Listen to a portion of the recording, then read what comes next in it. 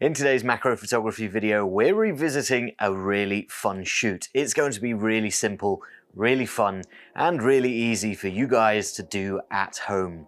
I'm going to go and get started with some oil and water.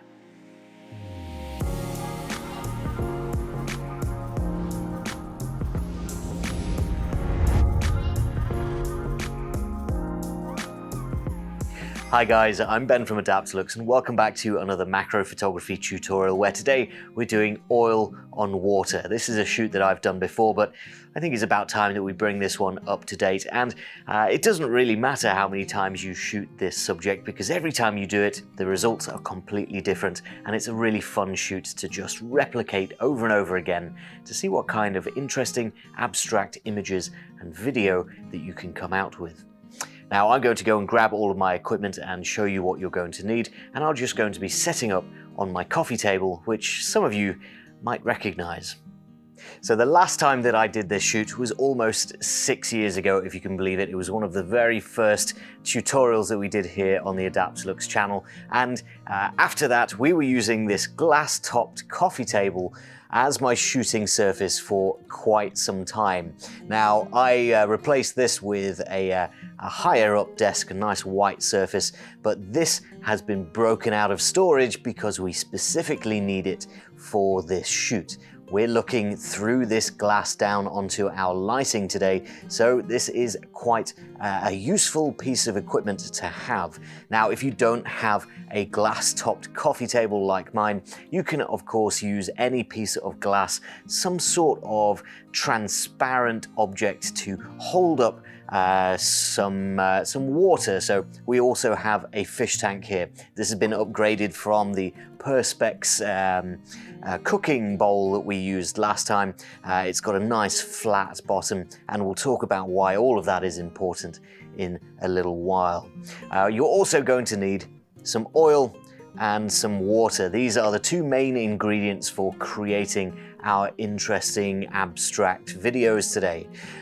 You don't need a huge amount of either, really. You don't need a lot of water, you don't need a lot of oil. We're going to be using them quite sparingly. You just need enough water in the bottom of your container to get maybe an inch or two of water. It depends mostly on how clean you can get all of your glass surfaces.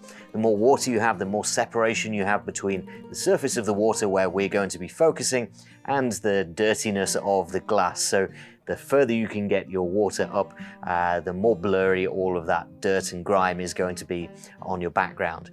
Now I've given both of my glass surfaces a really good clean, so hopefully we're not going to have any problems with marks or scratches or any kind of dirt in the background of our shots, and if we do, then I can simply add more water.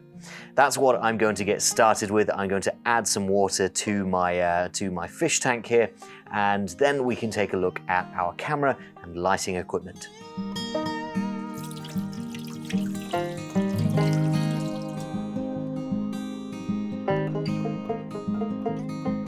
So then guys, as you can see, we've got a couple of inches of water in the bottom of the fish tank. Now it's 4 liters of water in total. It's a little bit more than I was expecting, but this fish tank is actually quite a large capacity, so you might want to find something smaller.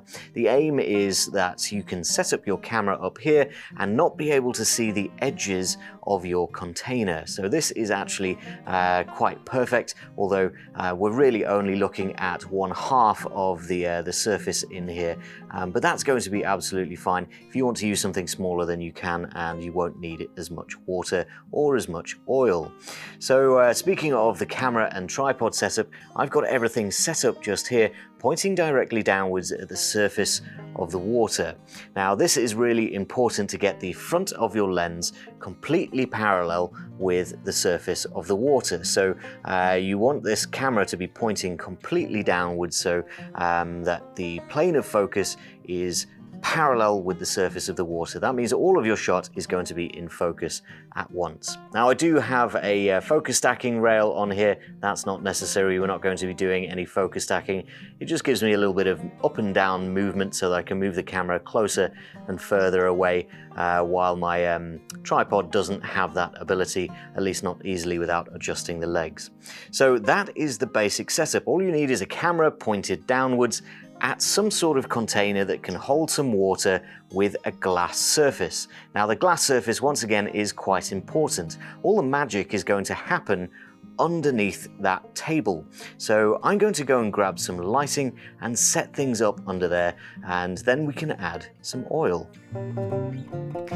Now, before we go on to the next step, I want you to like this video if you recognize my absolute relic of a coffee table that I've pulled out of storage just for this shoot. That means that you've been here for, well, pretty much the whole time that we've been making videos. It certainly made me a little bit nostalgic, not least for going back and watching that video and seeing me with hair and glasses. Well, that's very interesting. I will link that video up in the top right-hand corner for you if you want to go and check it out after this one. But for now, we're going to continue with our shoot. And as I mentioned, all of the magic is going to happen underneath that glass surface, and it's going to be produced by some lighting. So we have the Adaptalux studio here. I've put it down on a little mini tripod so that we can sit it in that space between the top of the coffee table and the base. Now into that we're going to plug all sorts of different colored lighting. So we've got some orange lighting arms and we can bend these around, and then some green as well. We've got blue and red, we've got all of our different color filters, and this is where we're going to get all of the color for our shoot. We're going to place these lights down underneath the coffee table and light upwards towards the camera. Let me show you exactly what I mean as I do it.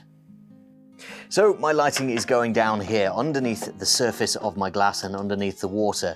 I've got my control pod sat on a mini tripod, which I've lowered down so that it's as flat as possible, the legs flattened down here. And I've also left it plugged in, which is really handy if you're doing an extended shoot and you don't want to worry about the battery. The pod will continue charging and everything is going to stay nice and bright for much, much longer. Now we need some lighting arms, so I'm going to plug in, let's say, a blue lighting arm first of all, and I'm going to bend it up so that it's pointing upwards underneath our water.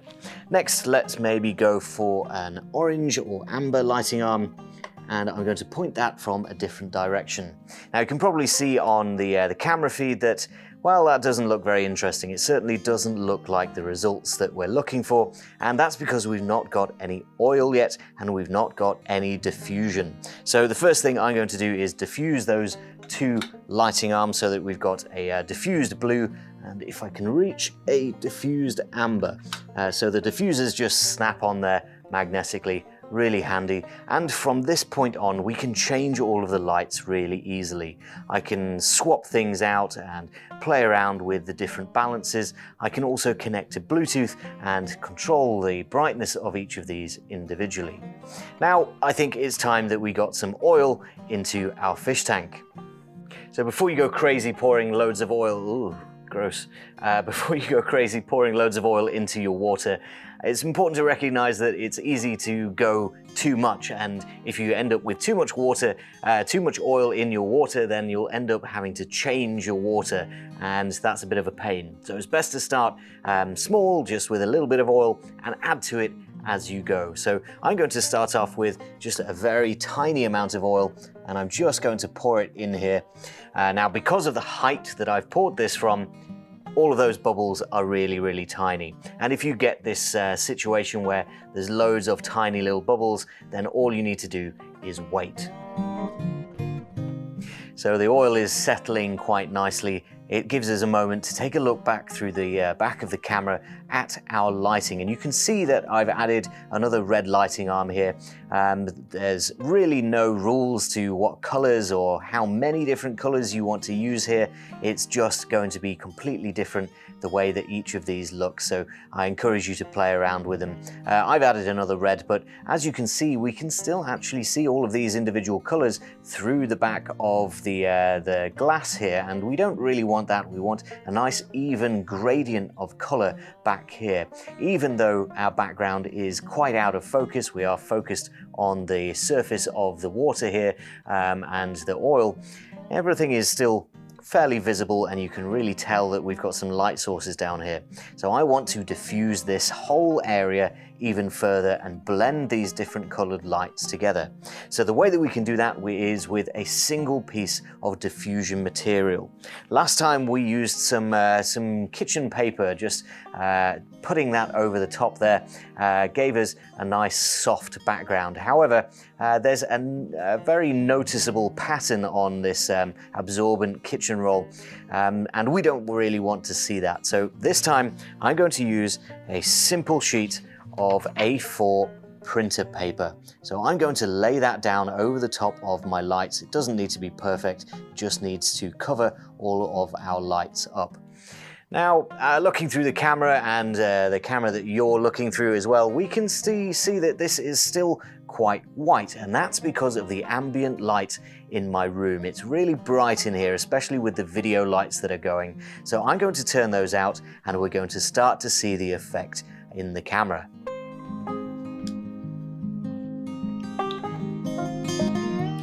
So as you can see, without those video lights on, we're starting to see the effect that we're looking for. I can adjust my lighting and my diffusion to try and find the perfect spot where everything is nicely diffused and our colors are showing through. So it's going to shine through the oil and create interesting shadows. You can see that we've got one big area of oil just along here, and that is picking up on those colors. The next thing that we need to do is agitate the oil. So just as I was moving the camera there, every little gust of wind was actually moving my piece of paper. So what I've done is used a macro subject holder just to hold that piece of paper in place. And now we can start playing around with our oil. So I've got myself a spoon just here, and all I'm going to do is give this a little mix.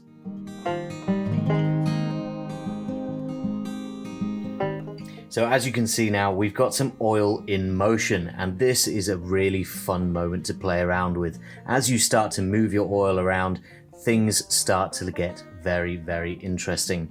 You can move your oil from all different directions and create your own interesting scenarios where oil comes in from one direction, or you can break it up even more and make smaller bubbles, these big long strings of oil coming together. And of course, at this point, you can add more oil. I think that I've not got quite enough in here. I'm getting lots of larger bubbles, but not very many smaller ones. So I'm going to break up a little bit of my oil. I'm going to add a little bit more, and then I'm going to start playing around with the different colors of lights. So because this is such an abstract shoot, everything from here on out is pretty free form. It's up to you and your own creativity.